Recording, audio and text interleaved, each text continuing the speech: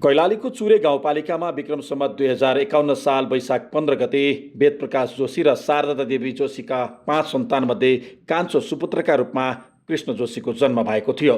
सामान्य परिवारमा जन्मेका कृष्णले स्नातक तहसम्मको अध्ययन गरे पनि जीवनको पाङ्ग्रा घुमाउन भने फरक बाटो रोजे। गाउँको सामान्य परिवेशबाट सहचालक हुँदै काठमाडौँ धनगढी रात्रि बसको चालक बनेका उनको जीवनयात्रा आफैमा एउटा सङ्घर्षको महाकाव्य हो।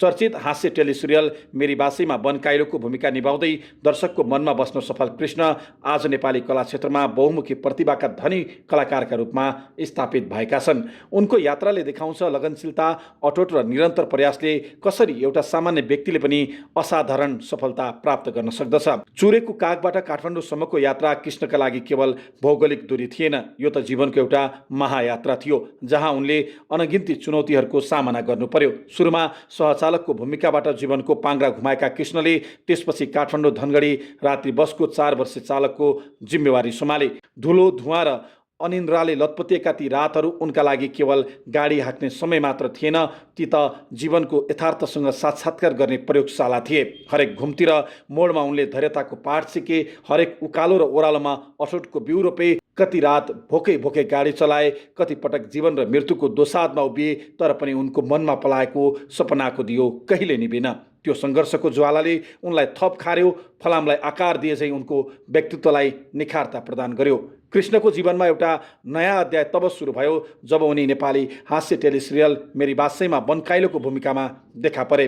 8 वर्षसम्म निरन्तर निभाएको यो भूमिकाले उनलाई नेपाली कला क्षेत्रमा एउटा चम्किलो ताराका रूपमा स्थापित गर्यो। बनकाइलोको रूपमा उनले दर्शकको मनमा गहिरो छाप छोडे। उनको नाम हाँसो र खुसीको पर्याय बन्यो। उनको अभिनयमा रहेको स्वाभाविकपन, सरल प्रस्तुति र ग्रामीण जीवनशैलीको यथार्थ चित्रणले आम दर्शकलाई लोभ्यायो। उनको संवाद बोल्ने शैली, शारीरिक हावभाव र अनुहारको भावले दर्शकलाई पेट मिचिमिची हँसायो, तर कहिलेकाहीँ गम्भीर सन्देश पनि प्रवाह गर्यो। बनकाइलो केवल एउटा पात्र थिएन, यो त नेपाली गाउँघरको प्रतिबिम्ब थियो जहाँ आशा, निराशा, प्रेम र सङ्घर्ष सँगसँगै जिउने गर्दथे। कृष्ण जोशीको कला यात्रा मेरी बासैमा मात्र सीमित रहेन, विभिन्न म्युजिक भिडियोहरूमा समेत उनको अभिनयको जादु चल्यो। महानायक राजेश हमालसँगको सहकार्यले उनको कला यात्रालाई थप उचाइमा पुर्यायो। नेपाली कलाकारिताका हास्य पिताका रूपमा परिचित महजोडी मदन कृष्ण श्रेष्ठ र हरिवंश आचार्यसँगको सहकार्यले उनको अभिनय यात्रामा स्वर्ण अक्षर थप्यो। उनीहरूको साथमा काम गर्न पाउनु कृष्णका लागि एउटा ठुलो अवसर बन्यो, जहाँ उनले कलाको गहिराईलाई अझ नजिकबाट बुझ्ने मौका पाएका थिए।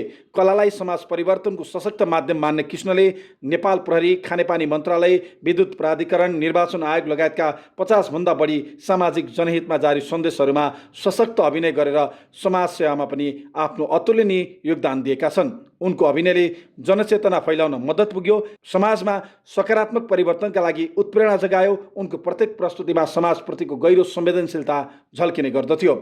आज कृष्ण जोशी विभिन्न टेलिसिरियलको कथा लेखन र निर्देशनमा व्यस्त छन्। उनको रचनात्मकताले नयाँ आयामहरू खोजिरहेको छ, जहाँ उनी आफ्नो अनुभव र कल्पनाशीलतालाई पर्दामा उतार्दैछन्। सहचालकबाट सुरु भएको उनको यात्रा आज एक सफल कलाकार, लेखक र निर्देशकका रूपमा स्थापित भएको छ। यो यात्राले देखाउँछ कि लगनशीलता, समर्पण र अटुट प्रयासले कुनै पनि सपनालाई साकार पार्न सकिन्छ, चाहे त्यसका लागि जतिसुकै कठिन बाटो हिँड्नु किन नपरोस्। कृष्ण जोशीको जीवन सङ्घर्ष, कला र सफलताको एउटा प्रेरणादायी गाथा हो, जसले हरेक नेपाली युवालाई आफ्नो सपना पुरा गर्नका लागि अगाडि बढ्न प्रेरित गर्दछ।